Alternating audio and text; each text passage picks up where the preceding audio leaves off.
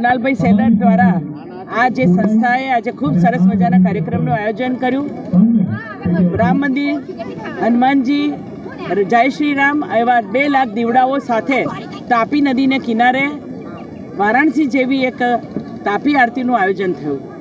1.5-2 મહિના પહેલાં શરૂ કરેલી આ તાપી આરતીને આજે એક મોટું સ્વરૂપ આપ્યું અને 22 તારીખે જે ભવ્ય રામ મંદિરનું નિર્માણ માન્ય પ્રધાનમંત્રી શ્રી નરેન્દ્રભાઈ મોદીજી દ્વારા થઈ રહ્યું છે એની પૂર્વ સંધ્યાએ આખું સુરત શહેર રામમય વાતાવરણની અંદર રંગાઈ ગયું છે।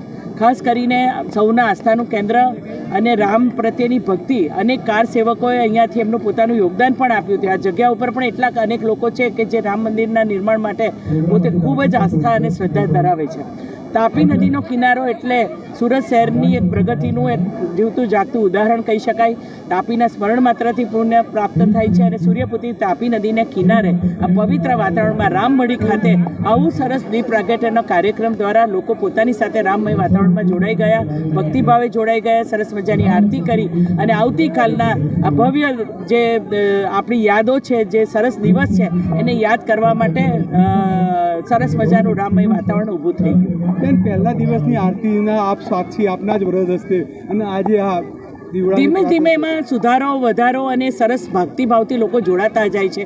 શરૂઆત થાય ત્યાર પછી અને આજે તો કુદરત પણ આપણને સાથ આપે છે, કારણ કે જ્યારે આ ઠંડીના દિવસો હોય ત્યારે પવન આવતો હોય અને છતાં એ દીપ પોતાના ઝળહળતા રહે અને ખાસ કરીને જ્યારે પ્રધાનમંત્રીશ્રીએ કહ્યું છે કે રામ જ્યોતિ આપણે આપણા ઘરમાં પ્રગટાવવાની છે। જ્યારે રામ અયોધ્યા આવ્યા અને જે રીતે સ્વચ્છતા કરી, સ્વચ્છતાની સાથે સાથે એમણે સ્વચ્છતા કર્મીઓનું પણ સન્માન કર્યું અને સ્વચ્છતાની સાથે રંગોળીઓ, ફૂલો અને દ્વારા અને પોતાના ધજાઓ પોતાના દરેક ઘરે લાગી છે રામની ધજા। એટલે સુરત શહેર આખું ભગવા રંગે રંગાઈ ગયું છે। રામની અંદર જ્યારે જોડાઈ ગયું છે ત્યારે આપણે પણ સૌ ભક્તિભાવે આવતીકાલના આ કાર્યક્રમના સાક્ષી બનીએ। બેન, કાર સેવકોને બી મળવાનું થયું હોય, એમના અનુભવોને અમે એવા વર્ષોથી પાર્ટીમાં જોડાયેલા છે કે હવે અનેક લોકોને ઓળખીએ છીએ કે જે પોતે અનેક કદાચ રાજનીતિમાં અત્યારે સક્રિય નહીં હોય પણ તે સમયે એ લોકોએ પોતે પોતાનું યોગદાન આપ્યું છે, પણ એવા લોકોને પણ આજે યાદ કરીને સન્માની લીધા। એ લોકો પણ રામ મંદિરના દર્શન કરે એની વ્યવસ્થા સરકાર કરશે। અનેક આસ્થા ટ્રેનોનું આયોજન થઈ રહ્યું છે। રામ ભક્તો પોતે ક્રમશઃ એક સાથે નહીં પણ પોતે વ્યવસ્થિત આયોજન સાથે અયોધ્યા સુધી પહોંચેવા આખા દેશના જુદા જુદા રાજ્યોમાંથી આયોજન થઈ રહ્યા છે। આભાર।